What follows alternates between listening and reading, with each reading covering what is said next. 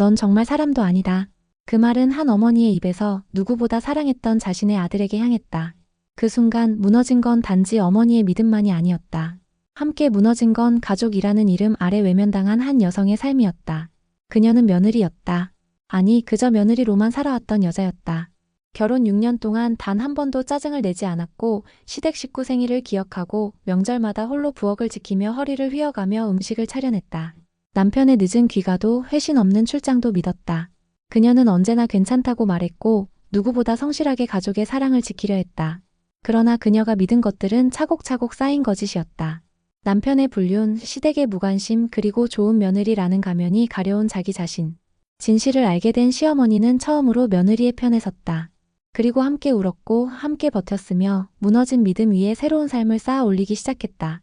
이 이야기는 가장의 자리에서 벗어나 한 인간으로서 다시 자신의 이름을 되찾아가는 한 여성의 눈부신 여정이다. 그녀는 상처 속에서 그림을 그리기 시작했고 붓끝으로 침묵의 시간을 말하기 시작했다. 세상이 강요한 역할이 아닌 자신의 목소리로 자신의 시간을 살아가기로 결심한 한 사람. 이제 그녀는 말한다. 나는 괜찮다고 말하지 않겠습니다. 나는 이제 나를 위해 살아가겠습니다. 이 소설은 모든 이름 잃은 여성들을 위한 헌사이며 그들이 스스로를 다시 부를 수 있도록 하는 조용하지만 가장 강한 응원이다. 그럼 오늘의 사연 시작하겠습니다. 나는 지금도 믿기지 않는다. 넌 정말 사람도 아니다. 내 입에서 그 말이 나올 줄은 몰랐다. 그것도 내 아들에게, 내가 10달 품어 낳고 뼈를 깎는 마음으로 키운 내 아들놈한테. 그날은 평범했다. 아침엔 평소처럼 된장국을 끓였고 텔레비전에서 흘러나오는 뉴스 소리에 맞춰 커피를 내렸다. 주방 창밖으로는 여름 햇살이 잎사귀들을 투명하게 비쳤고 세상은 아무 일 없다는 듯 살아있었다. 하지만 나는 그날 아주 오래도록 울었다. 모든 일은 우연처럼 시작됐다. 아들의 셔츠 주머니에서 빠진 영수증 하나. 출장지라던 부산에서 찍힌 서울 강남 모 호텔의 바우처였다. 우연히 봤다.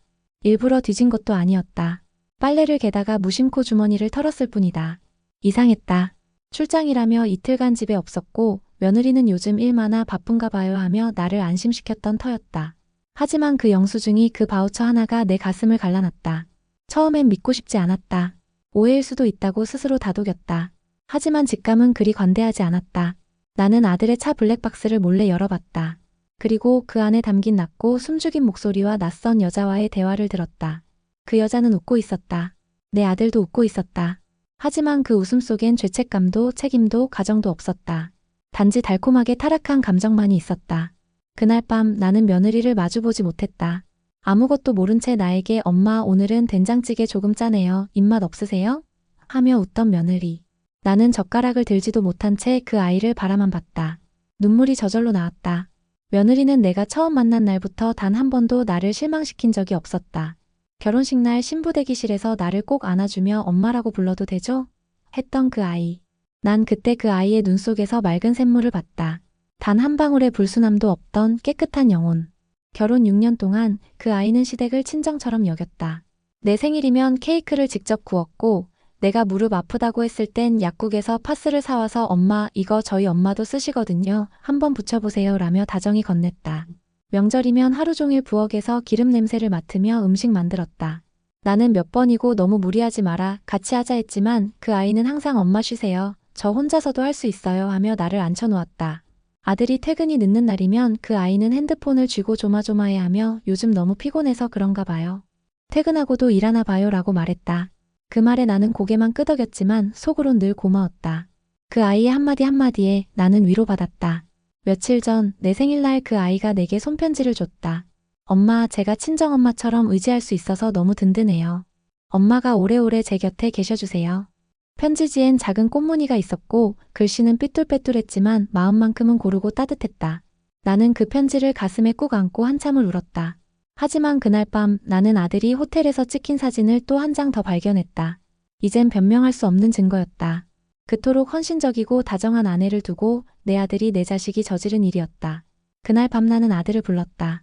식탁에 마주 앉은 그 아이는 무표정했다. 너 진심으로 네 아내 사랑하냐? 엄마, 그게 무슨 대답해. 사랑하냐고. 그냥 좀 지쳤어요. 지쳤다고? 나는 물컵을 내리쳤다. 쨍그랑 소리와 함께 유리 조각이 튀었고 그 아이는 놀라 고개를 들었다. 그 아이가 너한테 뭘 못해줬니? 엄마, 그건 넌 정말 사람도 아니다. 입술을 떼는 순간 눈물이 쏟아졌다. 나는 그 자리에서 무너졌다. 내 아들에게서 들을 수 없을 줄 알았던 이기심. 내 며느리를, 아니 내 딸 같은 그 아이를 이렇게 무참히 짓밟을 줄은 몰랐다. 아들은 아무 말도 하지 못했다. 도리어 날 원망하듯 바라보았다. 나는 외면했다. 그날 밤 며느리는 아들의 옷을 개고 있었다. 나는 뭔가 말하고 싶었지만 도저히 입이 떨어지지 않았다. 그 아이가 나를 보고 엄마 오늘 뭔가 힘든 일 있으세요? 라고 물었을 때 나는 겨우 아니야. 괜찮아.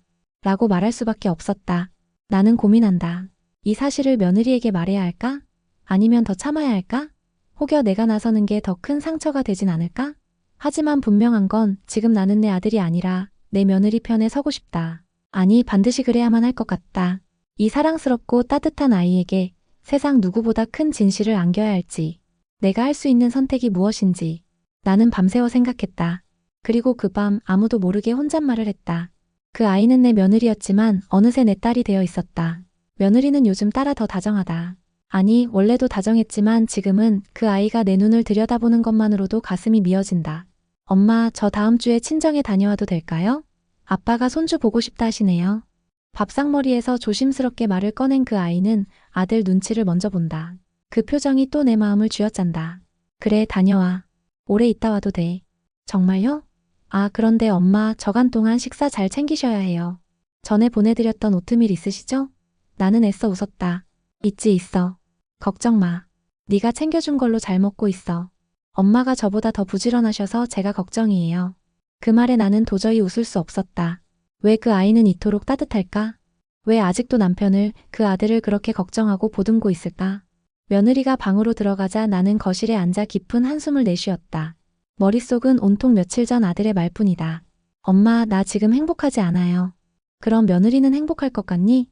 그 아이는 항상 괜찮대요. 그건 참아서 그런 거야. 그게 사랑이야. 내가 그렇게 말하자 아들은 고개를 떨궜다. 어디서부터 잘못된 걸까? 나는 자식을 잘못 키운 걸까? 며느리가 친정으로 떠나던 날 나는 집 앞까지 나가 배웅했다. 가방을 무겁게 들고 나온 며느리는 내게 손을 흔들며 말했다. 엄마 사랑해요. 그리고 차창 너머로 웃었다. 그 순간 내 눈물샘은 터져버렸다. 나는 재빨리 돌아섰다. 저 아이가 진실을 알게 되면 저 맑은 얼굴이 어떻게 무너질까? 그 상상을 도저히 견딜 수 없었다. 며느리가 떠난 후 집안은 쥐죽은 듯 조용했다. 냉장고엔 그 아이가 남겨놓은 반찬들이 가득했고 식탁 위엔 엄마 이거 저녁에 데워 드세요 라고 적힌 쪽지가 붙어 있었다. 그 글씨 하나에도 마음이 미어진다. 며칠 후 나는 아들과 단둘이 마주 앉았다. 더는 참을 수 없었다.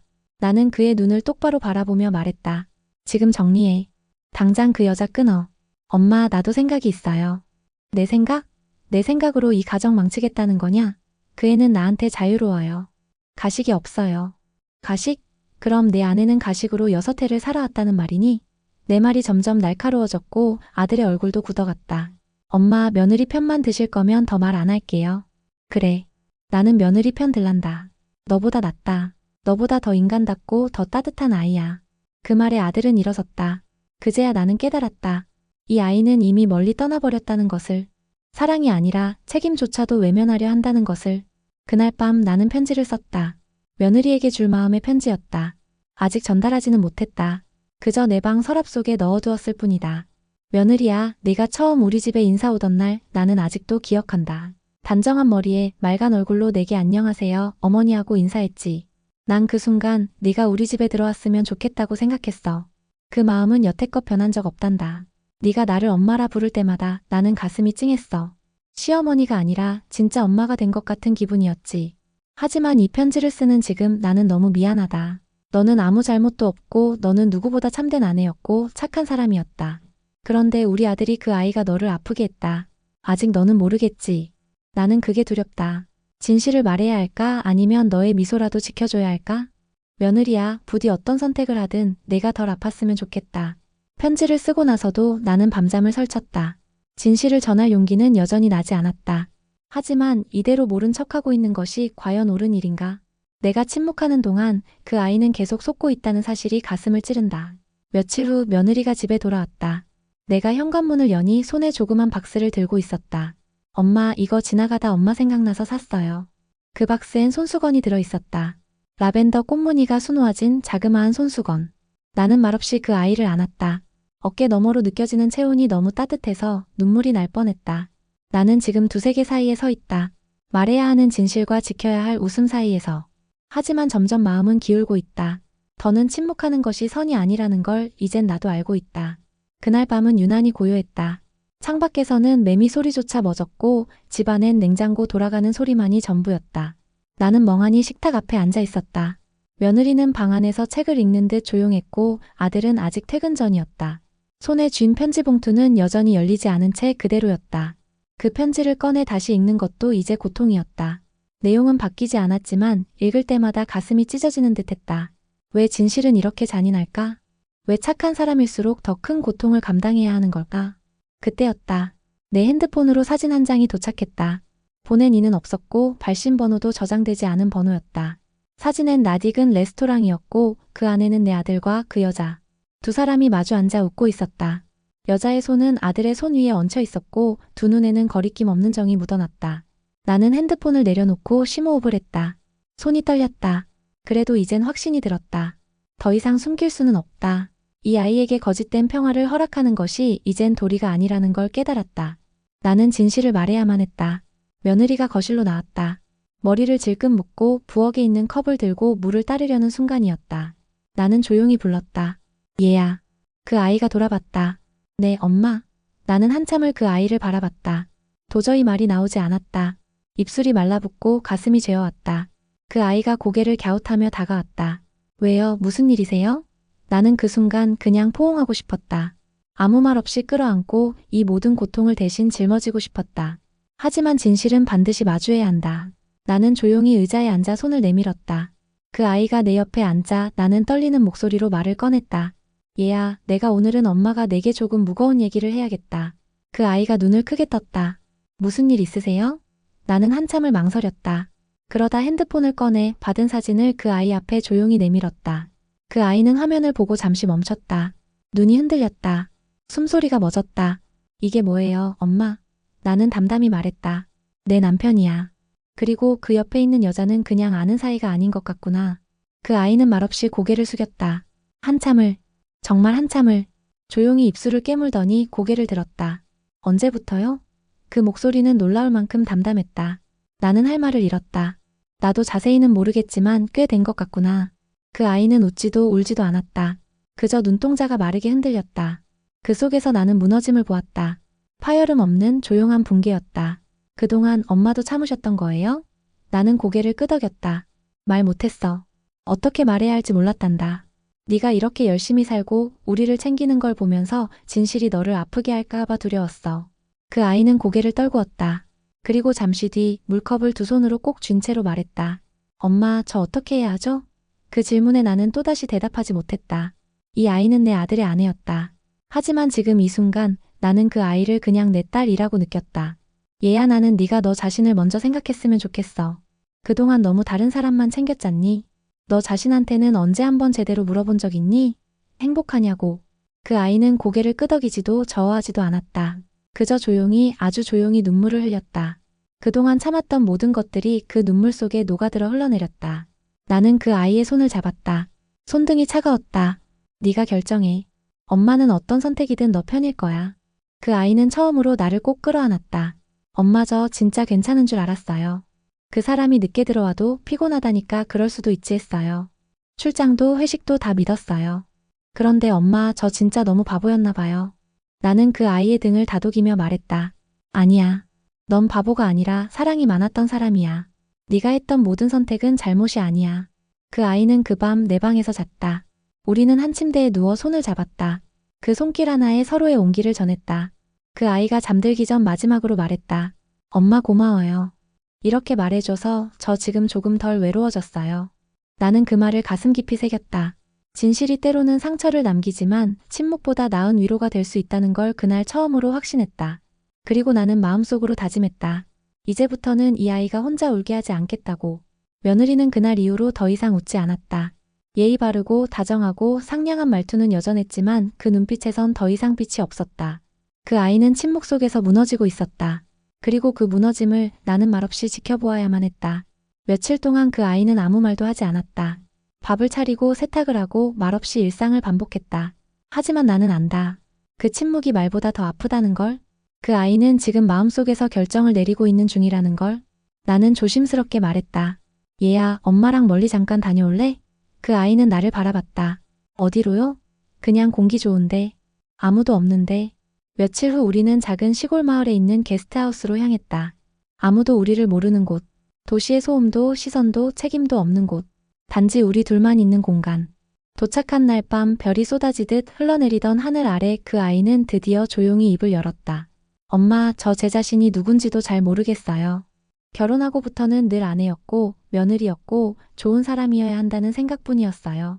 나는 옆에 앉아 조용히 그 아이의 손을 잡았다. 이젠 제 이름이 낯설어요. 친정에서 저를 부르던 이름조차 어색해요. 제가 언제부터 저 자신을 잃어버렸는지도 모르겠어요. 그 말에 나는 가슴이 아팠다.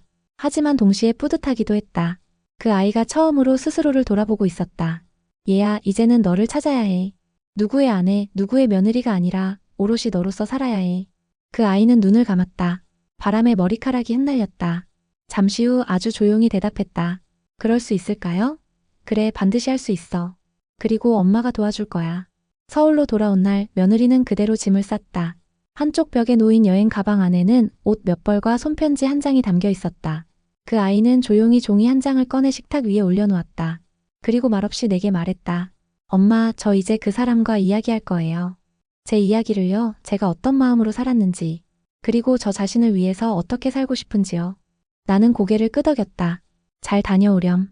너 혼자 아니야. 그날 저녁 아들이 퇴근하자마자 며느리는 그를 불렀다. 나는 일부러 외출한 척 방 안으로 들어가 조용히 문을 닫았다. 거실에 앉은 두 사람의 대화는 낮은 톤으로 시작됐다. 그러나 곧 긴장과 진실이 뒤엉킨 감정이 터져나오기 시작했다. 오빠, 나 다 알아. 출장이 아니라는 것도, 그 여자가 누구인지도. 어떻게 엄마가 말해주셨어. 한동안 침묵. 그리고 아들의 숨소리가 거칠어졌다. 엄마가? 그럴 줄 알았어. 그게 중요해요? 누가 말했는지가 아니라 당신이 뭘 했는지가 문제예요. 그 여잔 그냥 잠시 감정이 흔들렸을 뿐이야. 난 너 싫어진 적 없어. 그건 당신 이야기고 나는 6해 동안 당신이 늦게 들어오면 괜찮다고 스스로를 달랬어요. 명절마다 홀로 부엌에 서 있을 때도 그래도 가족이니까 했고요. 내 생일에 당신이 기억 못해도 바쁘니까 했어요. 당신을 이해한다고 생각했지만 사실은 내가 나를 지우고 있었던 거예요. 아들은 말을 잃었다. 그 아이는 숨을 고르며 마지막으로 말했다. 난 이제 나를 잃고 싶지 않아요. 당신을 원망하진 않지만 용서도 지금은 어렵겠어요. 그 말 한마디에 나는 방 안에서 울었다. 그토록 조용하고 담담하게 자신의 마음을 말한 그 아이가 이제 진짜 자기 자신으로 서기 시작한 것이다. 며느리는 그날 밤 자신의 방에 들어가 문을 잠그고 오랜 시간 편지를 썼다. 편지는 아들에게 보내는 것이었지만 그 실은 자기 자신에게 보내는 고백이었다. 나는 지금까지 많은 것을 참고 견뎠어요. 그게 사랑인 줄 알았어요. 하지만 사랑은 내가 사라지는 일이 아니더군요. 이제는 나 자신을 사랑하는 법을 배워야 할 것 같아요. 당신이 날 다시 바라보게 될지는 모르겠지만 나는 스스로를 다시 바라보기로 했어요. 그리고 그 첫걸음은 당신과의 거리를 두는 것입니다.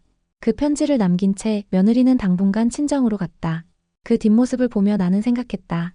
이제 이 아이는 단지 며느리가 아니라 자기 삶의 주인으로 다시 걸음을 떼고 있다고. 나는 아직도 아들을 사랑한다.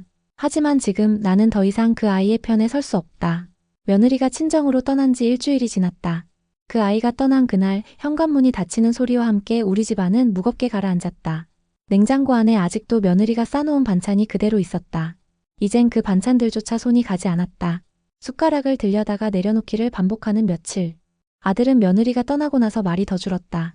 집에 들어오는 시간은 점점 늦어졌고 그 얼굴엔 더 이상 그 여자의 흔적도 없었다. 아마도 며느리의 마지막 말이 마음 깊숙이 박힌 듯했다. 그러나 나는 묻지 않았다. 이제 그 아이의 변화는 내 관심사가 아니었다. 내 마음은 지금 친정집에 있는 그 아이에게 가 있었다. 며느리는 친정집에 도착하자마자 눈물을 보였다. 그 아이의 어머니, 그러니까 내게는 사돈댁이 되는 그분은 딸의 얼굴을 보자마자 아무 말도 하지 않고 안아주었다. 그냥 엄마 나 좀 안아줘. 그 아이는 그저 그 말만 했다. 그 한마디에 모든 아픔이 담겨 있었고 그동안 참아왔던 눈물이 쏟아졌다. 며칠 동안 며느리는 침대에서 잘 나오지 않았다. 조용히, 아주 조용히 방 안에 누워 창밖을 바라보며 하루를 보냈다. 그러던 어느 날 그 아이가 일어나 펜을 들고 노트를 펼쳤다. 한 줄, 두 줄. 조심스럽게 글을 써 내려가기 시작했다. 그동안 자신이 어떤 생각을 하며 살아왔는지, 어떻게 참아왔고, 어떤 순간들이 힘들었는지를 모든 것을 담아냈다. 그 글은 마치 자기 자신에게 보내는 긴 고백문 같았다. 나는 늘 좋은 사람이 되고 싶었다. 남편에게도 시어머니에게도 세상에도. 하지만 좋은 사람이 된다는 건 늘 나를 뒤로 미루는 일이었다. 내가 웃으면 다들 안심했다. 역시 착한 아이야 라고 칭찬받았지만 그건 괜찮다고 말하는 나를 좋아했을 뿐이다. 이제는 조금 이기적이어도 좋다. 더 이상 누군가의 기대에 내 마음을 갉아먹고 싶지 않다. 나는 내가 누구인지 찾고 싶다. 며칠 후 며느리는 미용실을 다녀왔다. 오랫동안 기르던 긴 머리를 싹둑 자르고 돌아온 그 아이는 이전에 없던 표정을 하고 있었다. 조금 더 단단하고 조금 더 맑아진 얼굴. 엄마, 나 다시 그림 그리고 싶어. 그 아이는 화실을 다녀야 그만둔 전적이 있었다. 결혼하고 바쁘다는 이유로 가정이 우선이라는 말에 밀려붓을 내려놓았던 시절. 사돈댁 어머니는 망설임 없이 대답했다. 그럼 시작해. 지금이 기회야. 며느리는 작은 화방에 등록하고 다시 캠퍼스를 마주하기 시작했다. 그 아이가 처음 그린 그림은 자기 자신이었다. 거울을 보고 조심스럽게 선을 그었다. 그 눈과 코, 입, 기억 속의 자신이 아니라 지금 여기에 존재하는 생생한 자기 모습. 화실 선생님은 말했다. 이 그림 정말 솔직하네요. 감정을 숨기지 않았어요. 며느리는 웃었다. 처음이에요. 저 자신을 감추지 않고 그린 건. 나는 며느리에게서 매일 짧은 메시지를 받았다. 어떤 날은 엄마, 오늘 하늘이 정말 예뻐요. 또 어떤 날은 캠퍼스 냄새가 이렇게 좋을 줄 몰랐어요. 그 말 한 줄 한 줄이 내게 위로였다. 그리고 어느 날은 이런 메시지도 왔다. 엄마, 이제 조금씩 웃을 수 있을 것 같아요. 나를 돌보는 게 미안한 일이 아니라는 걸 처음 알았어요. 엄마가 옆에서 진실을 말해주셔서 제가 나를 다시 마주할 수 있었어요. 정말 고마워요. 그 메시지를 읽는 순간 나는 참아왔던 눈물을 흘렸다. 그동안 내가 지켜주지 못한 순간들, 그 아이가 홀로 울었던 밤들에 대한 늦은 사죄이자 안도였다. 며느리는 어느새 예전과는 다른 걸음걸이로 걸었다.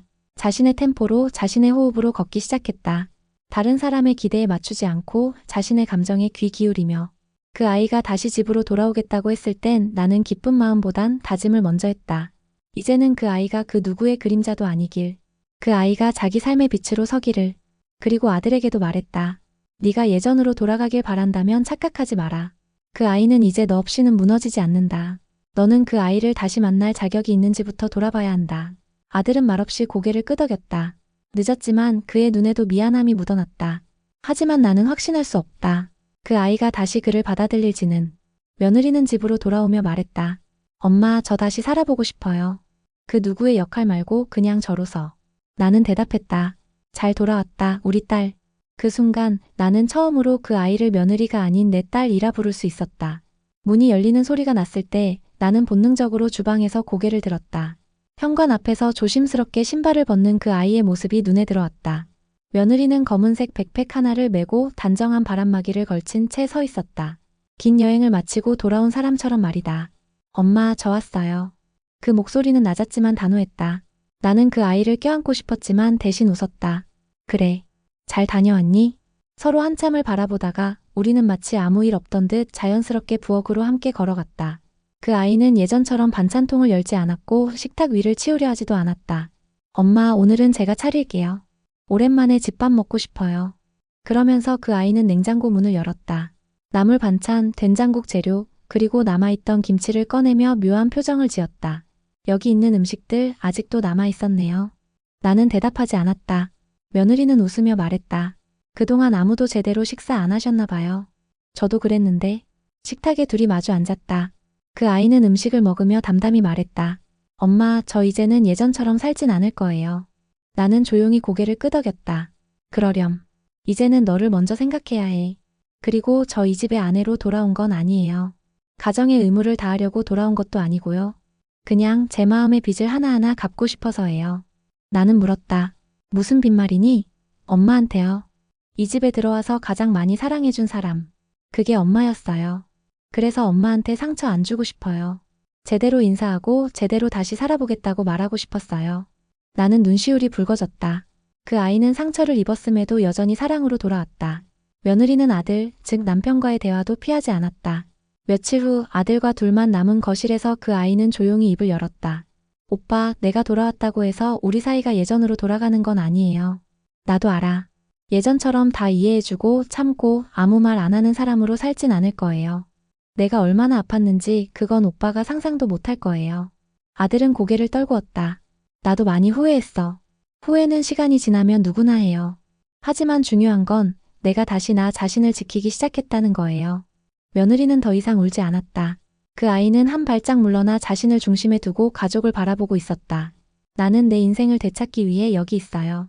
그 안에 오빠가 있는지는 앞으로의 오빠에게 달렸어요. 그 말은 선언이자 경고였다. 하지만 동시에 희망이었다. 그녀는 아직 완전히 마음을 닫지는 않았기 때문이다. 며느리는 이내 자신의 방을 정리했고 한켠에는 작은 이젤을 세웠다. 그 위엔 자신이 친정에서 그렸던 자화상이 올려져 있었다. 나는 그 그림을 바라보다 물었다. 이게 네가 그렸다는 그림이니? 그 아이는 고개를 끄덕였다. 너무 담백하고 솔직하구나. 그 아이는 웃었다. 처음으로 거울 속에 저를 그대로 옮겼어요. 감추지 않고 포장하지 않고. 그날 이후로 며느리는 조금씩 변화의 물결을 일으켰다.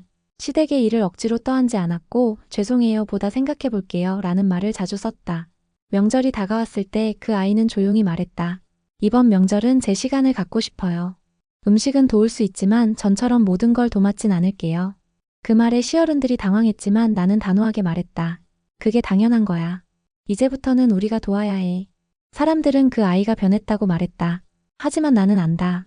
그 아이는 변한 것이 아니라 이제야 진짜 자신을 드러내기 시작한 것이다. 어느 날 며느리가 내게 사진 한 장을 보여줬다. 작은 전시회에 걸린 자신의 그림이었다. 타이틀은 되돌아온 목소리였다. 그 아이는 말했다. 이 그림은 엄마 덕분에 그릴 수 있었어요. 엄마가 저를 안아주지 않았다면 저는 아직도 남의 목소리로 살아가고 있었을 거예요. 나는 말없이 손을 꼭 잡았다. 그 손은 더 이상 차갑지 않았다. 따뜻하고 스스로를 지탱하는 힘이 담겨 있었다.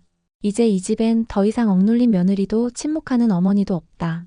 서로를 향해 솔직하게 목소리를 낼 줄 아는 두 여자가 함께 살고 있다.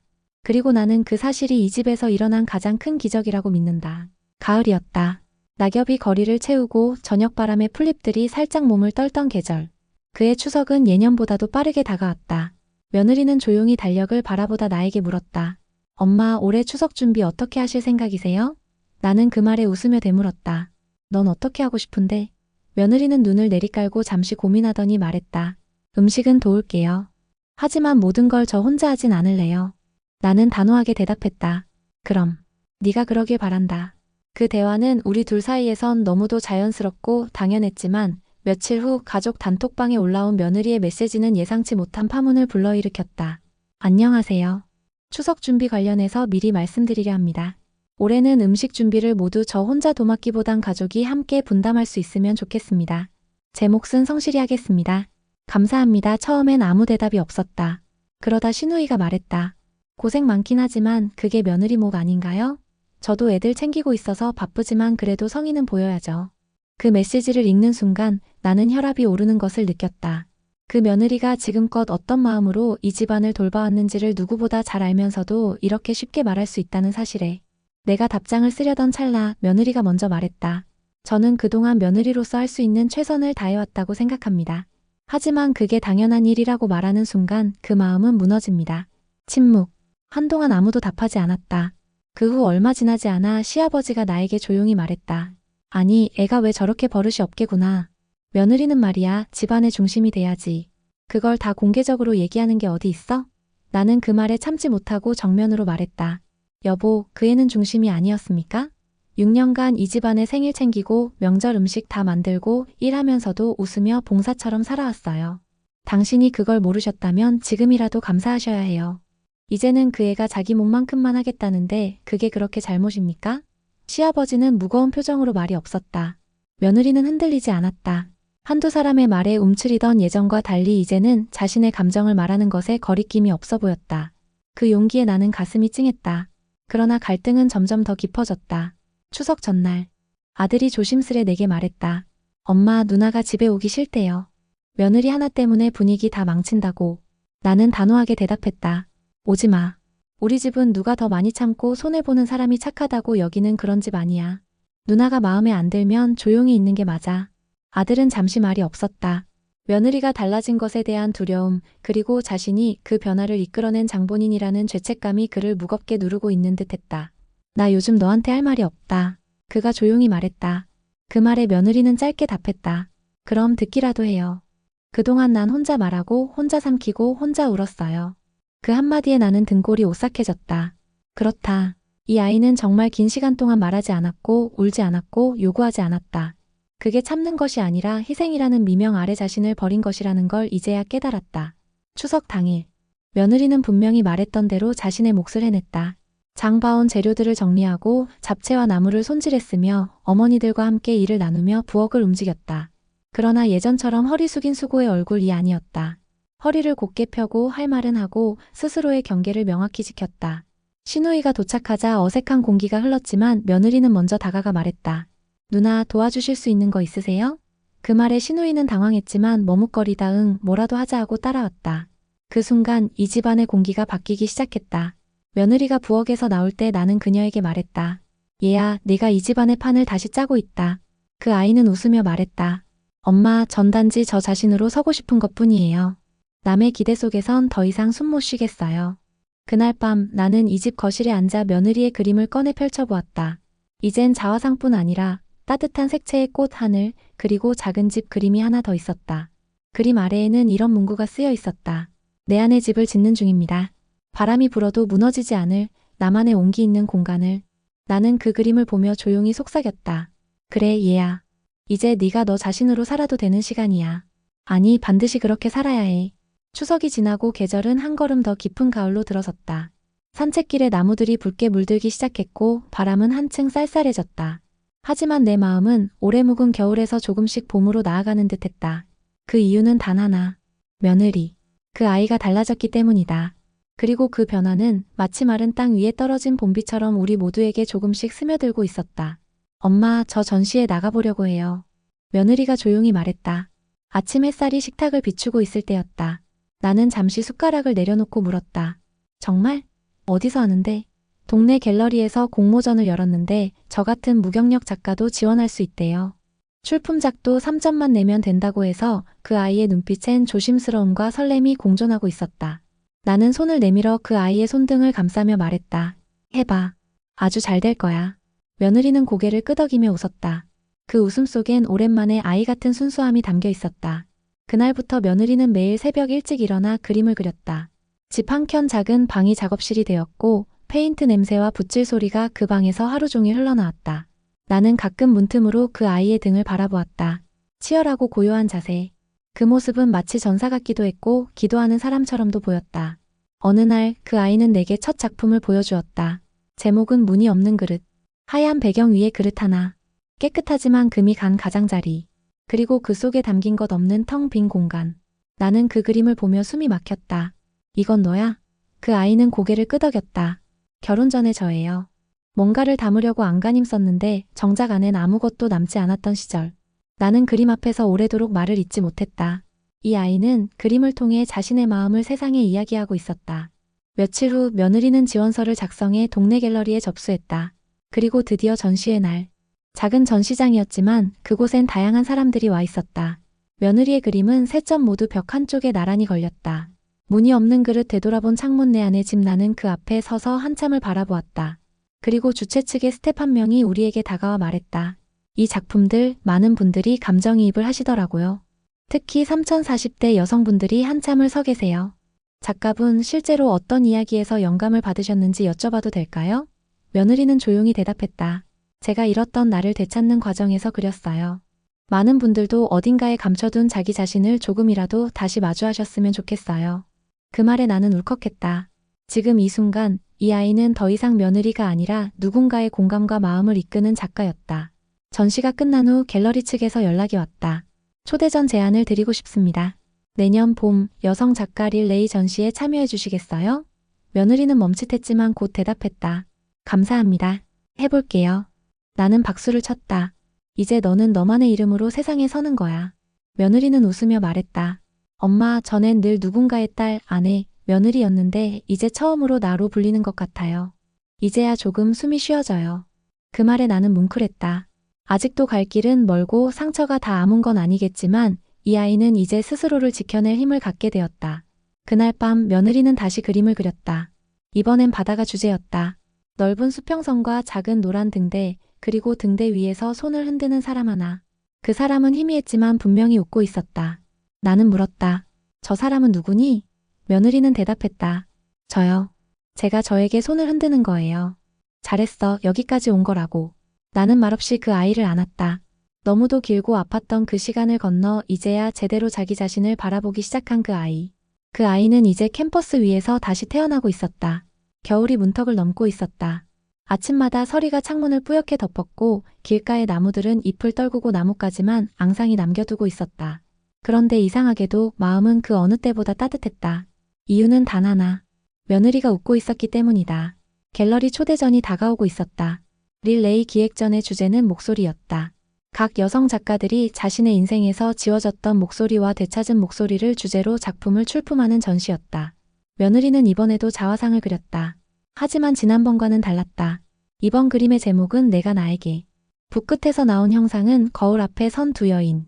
하나는 예전의 며느리, 검은색 앞치마를 두르고 고개를 숙인 채 무표정한 얼굴을 하고 있었고 다른 하나는 현재의 며느리. 물감 자국이 묻은 셔츠를 입고 캠퍼스를 들고 서 있었다. 그 두 사람은 서로를 바라보며 작은 그러나 분명한 미소를 나누고 있었다. 나는 그 그림을 보고 눈물이 핑 돌았다. 이제야 너 자신을 안아주는구나. 그 아이는 고개를 끄덕였다. 그동안 너무 많이 밀었거든요. 남의 감정, 남의 기분, 남의 인정 이제는 저 자신이 저를 인정해 보려고요. 전시회가 열리는 날, 예상보다 많은 사람들이 몰려들었다. 그림 앞에는 다양한 연령대의 여성들이 서 있었고 몇몇은 휴대폰으로 사진을 찍기도 했다. 갤러리 측 관계자는 흥분한 목소리로 말했다. 작가님, 이 그림 앞에서 눈물 흘리는 분들이 있어요. 아까 어떤 분은 10분 넘게 혼자 서 계시더라고요. 며느리는 조심스럽게 말했다. 그 마음 알아요. 저도 그 자리에 오래 서 있었던 사람이거든요. 작품 옆 소개글에는 이렇게 적혀 있었다. 내가 나를 외면했던 시간들이 있었습니다. 누군가의 딸, 아내, 며느리로 살기 위해 내 이름을 지우고 산 시간이 있었지요. 하지만 이젠 저를 불러주고 싶습니다. 내 목소리로, 내 존재로 세상에 대고 말하고 싶습니다. 나 여기 있어요. 그 글은 사람들의 가슴에 묵직한 무언가를 남겼다. 전시의 마지막 날, 그곳에 낯익은 사람이 찾아왔다. 아들, 그러니까 며느리의 남편이었다. 나는 깜짝 놀랐지만 그보다 더 놀란 것은 그 아이가 며느리의 그림 앞에 멈춰 섰을 때였다. 그림 앞에서 한참을 서 있던 그는 조용히 입술을 깨물고 있었다. 그리고 아주 오랜 침묵 끝에 멸친이 며느리에게 다가가 입을 열었다. 이게 네가 겪은 시간이야? 며느리는 대답하지 않았다. 나는 그저 힘들다, 외롭다 생각했어. 내가 지쳤다고만 생각했지 네가 얼마나 버티고 있었는지 생각도 안 했어. 며느리는 고개를 들었다. 그리고 그를 똑바로 바라보며 말했다. 오빠, 나한테 사랑이 뭐였는지 알아요? 참고 양보하고 사라지는 거였어요. 그걸 성숙이라고 착각했어요. 근데 그건 그냥 내가 나를 포기한 거더라고요. 아들은 말을 잃었다. 하지만 더는 회피하지 않았다. 그림 속의 그 두 여인을 그도 가슴 깊이 느낀 듯했다. 이제 네가 어떤 선택을 하든 그걸 받아들이게. 그 말에 며느리는 작게 숨을 내쉬었다. 그 말, 나를 위해 하는 말이면 고마워요. 하지만 다시 시작하자는 말이라면 조금 더 지켜보고 싶어요. 내가 나를 완전히 회복하기 전까지는 누구와도 관계를 다시 세우고 싶지 않아요. 그 말은 단호했지만 잔인하지 않았다. 자신을 보호하는 법을 이제야 깨달은 한 사람의 고백이었다. 그날 밤 며느리는 내게 말했다. 엄마, 전 아직 결혼을 끝낸 것도 다시 시작한 것도 아니에요. 지금은 그냥 저 자신과 다시 시작하고 있는 중이에요. 나는 그 말이 이 아이가 이제 살기 시작했다는 증거처럼 느껴졌다. 잘하고 있어, 얘야. 무엇보다도 지금 너는 내 인생을 살고 있는 거니까. 그 아이는 내 손을 꼭 잡았다. 엄마, 제 인생에 다시 색이 입혀지고 있어요. 흑백에서 벗어나고 있는 기분이에요. 그 말이 내게는 이 모든 시간의 보상 같았다. 며느리는 이제 자신만의 목소리를 갖고 세상에 서 있다. 그 목소리는 크지 않지만 단단하다. 누구의 그림자도 아닌 자기 자신으로서. 그리고 나는 그 아이의 곁에 조용히 묵묵히 서 있을 것이다. 이 세상 누구보다 그 아이가 자기 이름으로 불릴 자격이 있다는 걸 누구보다 먼저 알아본 사람으로서. 봄이었다. 오래 버텨낸 겨울이 물러가고 화단엔 이름 모를 꽃들이 얼굴을 내밀고 있었다. 햇살은 따뜻했고 바람은 가벼웠다. 그 계절은 마치 새로운 장을 여는 듯 모든 것의 시작처럼 느껴졌다. 그날도 며느리는 아침 일찍 일어나 창문을 열었다. 커튼 사이로 들어온 햇빛에 눈을 가늘게 뜨며 말했다. 이제 정말 새로 시작해도 될 것 같아요. 나는 그 말을 듣고 천천히 미소 지었다. 그 아이의 말엔 확신이 있었다. 이제는 누군가의 눈치를 보거나 누군가의 뜻에 자신을 맞추는 사람이 아니었다. 그동안 며느리는 많은 걸 잃었다. 그림 전시회는 성황리에 마쳤고 지역 여성센터에서 감정치유 프로그램의 일환으로 그림 워크숍을 맡게 되었다. 그 아이는 매주 일요일 작은 캠퍼스 앞에서 다른 여성들과 함께 그림을 그리며 자신의 경험을 조용히 나누었다. 말로 하지 못했던 감정들, 그림으로라도 표현하면 스스로에게 말하는 게 되더라고요. 그 이야기에 눈시울을 붉히는 참가자들이 많았다. 그녀는 이제 자신의 아픔을 타인의 치유로 되돌려주고 있었다. 한 번은 이런 일이 있었다. 그 아이의 남편, 그러니까 내 아들이 조심스럽게 다시 연락해왔다. 엄마, 나 아직 늦지 않았을까? 그 물음에 나는 단호하면서도 조심스럽게 말했다. 늦었다고 단정할 순 없어. 하지만 내가 다시 그 아이 곁에 서고 싶다면 이젠 그 아이를 가장 먼저 바라볼 수 있어야 해. 이전처럼 내 중심에만 서 있는 게 아니라 그 아이를 삶의 한가운데로 초대할 수 있어야 한다. 아들은 긴 침묵 끝에 말했다. 그 말 기억할게요. 며칠 뒤 며느리는 나에게 작은 상자를 건넸다. 하얀 포장지에 붉은 리본이 묶여 있었다. 엄마, 고마웠어요. 제가 흔들릴 때마다 옆에 있어줘서. 그 상자 안에는 직접 그린 작은 그림이 있었다. 두 여자가 나란히 서서 서로의 등을 살짝 기대고 있는 그림. 하단에는 작게 이렇게 쓰여 있었다. 당신이 아니었다면 나는 나를 다시 안아주지 못했을 거예요. 나는 그림을 들고 눈시울을 붉혔다. 이 아이는 이제 감사와 사랑을 표현할 줄 아는 어른이 되었다. 상처를 지혜로 바꾸고 침묵을 목소리로 바꾼 가장 강한 사람이었다. 며느리는 더 이상 이 집에 머물지 않기로 결정했다. 엄마, 저 이젠 제 공간이 필요해요. 제 이름으로 계약한 집에서 제 시간표로 살아보고 싶어요. 나는 머뭇거리지 않았다. 그래야지. 너의 집에서 너의 하루를 살아야 해. 작은 원룸. 햇살 잘 드는 벽 한쪽에 이젤을 놓고 커피포트와 책, 캠퍼스와 붓으로 채워진 공간.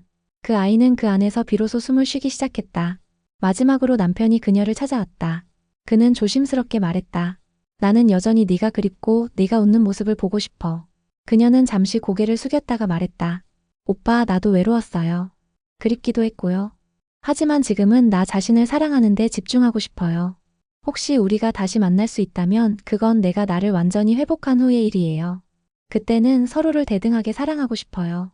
누군가에게 기대기보다 서로를 존중할 수 있을 만큼 성숙하게. 아들은 고개를 끄덕였다. 그리고 말했다. 그 말 나한테 꼭 필요했어. 기다리게. 꼭 기다리겠다. 그녀는 웃었다. 지금까지와는 전혀 다른 미소였다. 미안함도 억울함도 불안도 없는 완전하고 맑은 표정. 나는 이 이야기를 오늘로써 닫는다. 하지만 그 아이의 삶은 이제야 진짜 열리고 있었다. 누군가의 아내, 누군가의 며느리라는 이름에 가려졌던 시간들을 지나 그녀는 이제 자신의 이름을 부를 수 있게 되었다. 이야기의 시작에서 나는 내 아들에게 말했었다. 넌 정말 사람도 아니다. 하지만 지금 나는 내 며느리에게 이 말을 전하고 싶다. 너는 정말 사람 중에 사람이다. 그리고 내 딸이 되어줘서 고맙다. 그녀는 지금도 살아간다. 아내로, 며느리로, 누군가의 역할이 아닌 하나의 이름으로. 한때 그녀는 사라지고 참으며 견디는 것으로 사랑을 증명하려 했다. 그러나 이제는 안다. 사랑이란 나를 지우는 일이 아니라 있는 그대로의 나를 인정해주는 것임을. 그녀는 용서하지 않았지만 분노에 머물지도 않았다. 헤어짐을 선택하진 않았지만 자신을 잃는 관계로 돌아가길 원하지도 않았다. 그녀는 재건이 아닌 재정립을 선택했다. 스스로를 중심에 두는 사랑. 스스로에게 먼저 따뜻한 사람이 되는 삶. 그녀는 어느 날 한 장의 그림 아래에 이런 문장을 남겼다. 나는 누구의 아내로 불리기 전에 내가 나로 불릴 수 있는 사람이길 원합니다. 이제 그녀가 걸어가는 길은 더 이상 침묵 위를 걷는 길이 아니다. 그 길에는 그녀의 목소리가 울리고 그 목소리는 또 다른 누군가의 희미한 용기가 된다. 그리고 그 곁엔 말없이 손을 내밀어주는 한 사람이 있었다. 그녀를 며느리가 아닌 딸로, 사람으로, 여성으로 바라봐 주었던 단 한 사람. 시어머니가 아닌 또 다른 이름의 어머니. 시청해주신 여러분 진심으로 감사합니다. 이 이야기가 마음에 와닿으셨다면 구독과 좋아요 한 번씩 그리고 댓글로 응원해주세요. 여러분의 응원은 더 좋은 이야기로 돌아옵니다. 지금까지 미소 한 줌 이야기였습니다. 감사합니다.